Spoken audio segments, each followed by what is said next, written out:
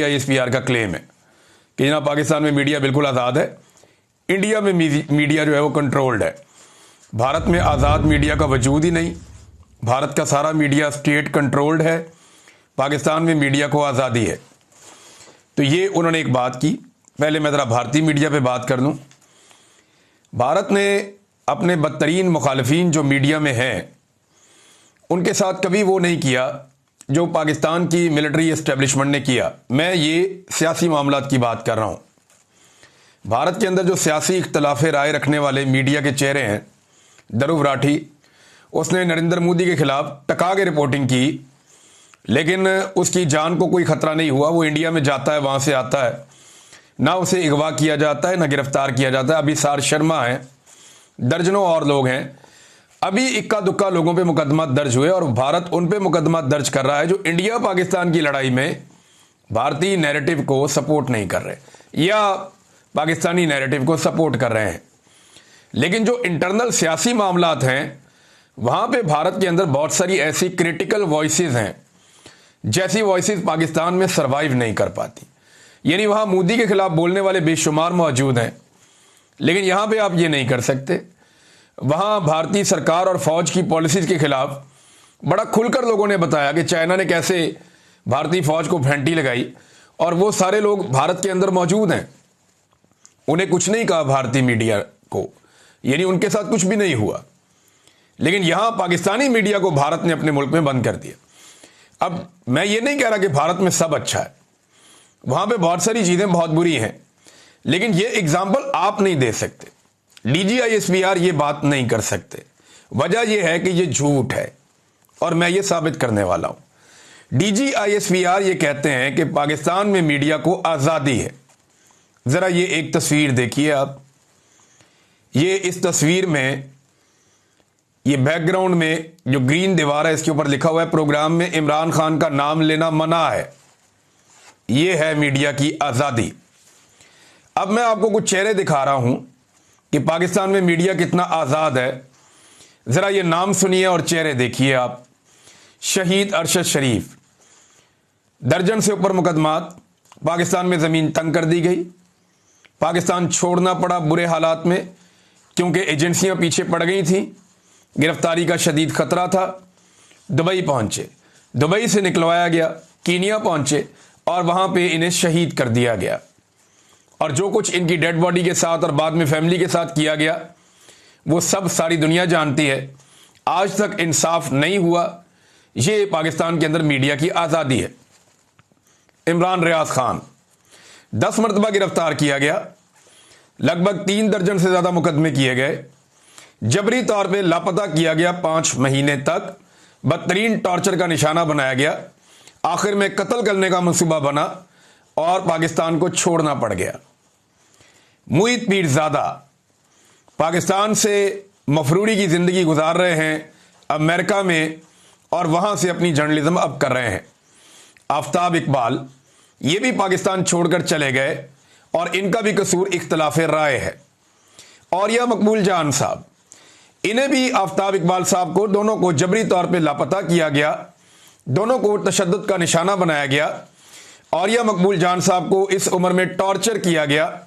3 दिन के बाद उन्हें ISI ने छोड़ा, उसके बाद उन्हें दोबारा गिरफ्तार किया गया, फिर गिरफ्तार किया गया और 2.5 महीने तक जेल में रखा गया।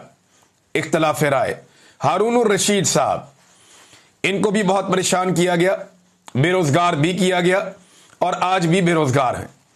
शाहिद असलम, इन्हें गिरफ्तार किया गया और इन्होंने कुछ रिपोर्ट किया था, जनरल बाजवा के हवाले से कुछ चीज़ें इनके खाते में डाल दी गई और इनकी रिपोर्टिंग की बुनियाद पे इन्हें दीवार से लगाकर गिरफ्तार किया गया, तशद्दुद का निशाना बनाया गया और इन्हें पाकिस्तान छोड़ना पड़ गया।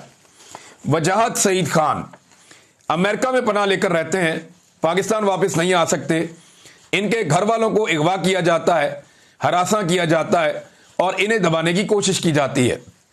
बैरिस्टर एहतशाम ये भी पाकिस्तान में नहीं रहते क्योंकि यहाँ पे आज़ाद जर्नलिज्म करना मुमकिन नहीं है। अगर उन्हें बात करनी है या उन्हें आज़ादी के साथ अपना पॉइंट ऑफ व्यू देना है तो पाकिस्तान में ये नहीं हो सकता। लिहाजा ये भी आज पाकिस्तान से बाहर रहते हैं और यहाँ इनके पास कोई मीडिया जॉब भी नहीं है। समी इब्राहिम जबरी तौर पे लापता किया गया, तशद्दुद का निशाना बनाया गया, जबरदस्ती वीडियोज बनवाई गई, बार बार गिरफ्तार करवाया गया, खुसरों से हमला करवाया गया और लगातार परेशान किया गया, नाम ECL में डाला गया। आज भी पाकिस्तान में कोशिश कर रहे हैं सहाफत करने की, लेकिन लगातार जुल्म और जबर का शिकार है, बेरोजगार किया गया। आरिफ हमीद भट्टी बात ना मानने पर और सही बात कहने पर इख्तलाफ राय की बुनियाद पर नौकरी से निकाल दिया गया, लगातार धमकियां दी गई और हरासा किया गया। साबिर शाकिर पाकिस्तान से 3 साल से बाहर हैं, पाकिस्तान वापस आ ही नहीं सकते और वजह उसकी ये है कि मिलिट्री एस्टेब्लिशमेंट इनसे अपनी मर्जी का काम लेना चाहती है। इन्होंने इनकार किया, अपनी फैमिली के लिए और अपने लिए मुसीबतें पैदा की और पाकिस्तान से बाहर अपना जर्नलिज्म कर रहे हैं। नौकरी से भी निकाल दिया गया, मुकदमात भी दर्ज किए गए और लगातार परेशान किया गया और आज भी ये सिलसिला जारी है। साद रसूल, आप सब जानते हैं बैरिस्टर साद रसूल, इन्हें भी टीवी चैनल से निकलवा दिया गया।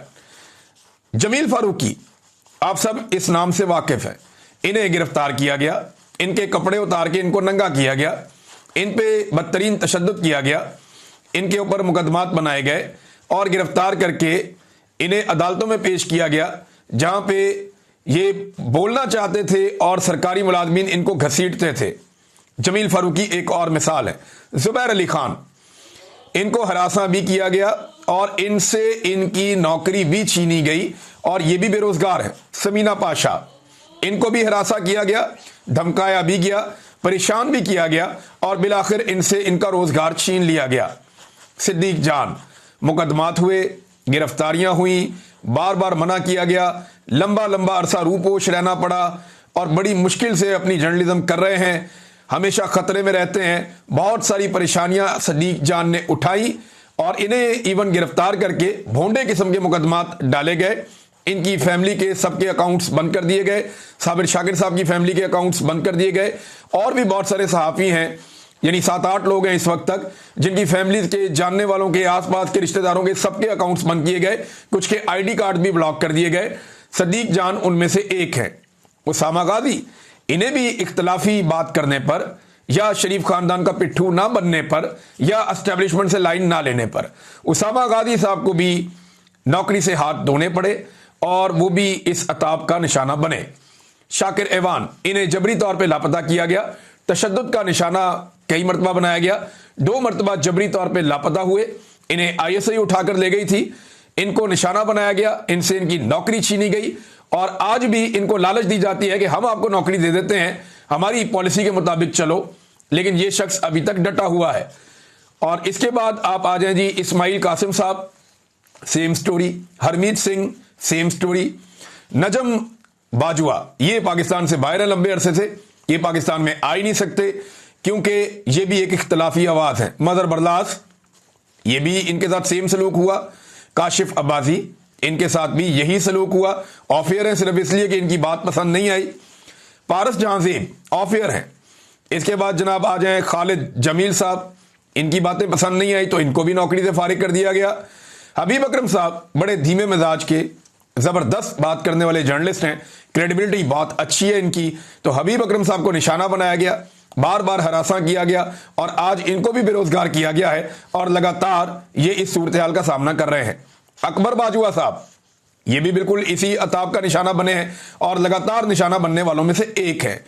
और हमारे शेख आगा, अच्छा ये जो हमारा दोस्त है, इसको तो जबरी तौर पे लापता भी किया गया था, शेख आगा सरवर को, और जबरी तौर पे लापता करके तशद्दुद का निशाना बनाया गया, वहां पे ताने दिए गए और वहां पे रखा गया।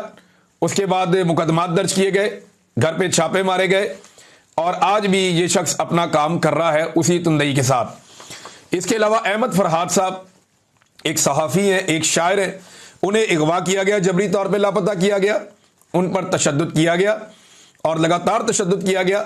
उसके बाद उन्हें आज़ाद कश्मीर की पुलिस के जरिए बरामद करवाया गया और उनकी अहलिया को भी गिरफ्तार किया गया। लगातार उन्हें हरासा किया जा रहा है, बेरोजगार किया गया है और तमाम रोजगार के जराए भी बंद कर दिए गए हैं। अनवर मकसूद साहब, ये पाकिस्तान की एक जानी मानी आवाज है, पाकिस्तानियों को किसी भी आर्मी चीफ का नाम याद नहीं होगा लेकिन सारे अनवर मकसूद साहब का नाम जानते हैं। इनका काम बंद कर दिया गया, इन पे पाबंदियां लगा दी गई और इनके आने जाने पे नजर रखना शुरू हो गए। और अब वो जो काम करना चाहते हैं उनके काम में रोड़े अटकाए जाते हैं, इनके बोलने पर, बात करने पर पाबंदी लगाई गई। हरमीत सिंह, मरियम नवाज खान, जवेरिया अरशद साहिबा, शहीद अरशद शरीफ की अहलिया, आप उनकी भी सूरत बाकियों से मुख्तलिफ नहीं है। रिजवान गलदई साहब, अमीर अब्बास साहब, अदील राजा साहब और बेशुमार कितने नाम लूं मैं, कोई 35 से ऊपर नाम तो मैं ले चुका हूं। ये डीजी ISPR साहब आपके लिए है। मैं आर्मी चीफ फील्ड मार्शल साहब को यह कहना चाहता हूं कि जनाब आपके डीजी ISPR झूठ बोल रहे हैं, उन्हें मना कीजिए, भारत की मुखालफत कीजिए, हम आपके साथ खड़े हो जाएंगे। हमें जरूरत नहीं है आपको यह कहने की कि भारत की मुखालफत में या पाकिस्तान के साथ खड़े हो जाओ। हमें मुहिब्बे वतन है, हमें पता है पाकिस्तान के साथ कैसे खड़ा होना और कितना खड़ा होना है, लेकिन हम झूठ के साथ खड़े नहीं हो सकते, बिल्कुल झूठ के साथ खड़े नहीं हो सकते। यह झूठ है कि पाकिस्तान में मीडिया आजाद है। आपने पाकिस्तान के मीडिया को कुचल के रख दिया है। मीडिया की आजादी की कहानियां आप सुना रहे हैं। डीजी ISPR ने झूठ बोला कि पाकिस्तान में मीडिया आजाद है। इमरान खान का नाम कोई नहीं ले सकता पाकिस्तान की मीडिया पर। और यह कैसे हुआ था? बाकायदा एक मीटिंग हुई थी, ISI के लोगों ने बुलाई थी। उस मीटिंग के अंदर टीवी मालिकान को कह दिया गया था कि अब किसी ने इमरान खान का नाम नहीं लेना, और इतनी सख्ती से कहा गया था। वहां एक सेनेटर भी मौजूद था जो फाइलें उठा के साथ चल रहा था, आजकल बड़ा बोलता है वो, तो वो पता है उसको वक्त आने पे वो गवाही भी देगा और सारे लोग ये बताएंगे। इसके अलावा जनाब ये तो मीडिया की आज़ादी पे हो गई बात, जो डीजी ISPR साहब ने बात की है कि भारत में आज़ाद मीडिया का वजूद ही नहीं है। पाकिस्तान में हालात ज़्यादा बुरे हैं सर।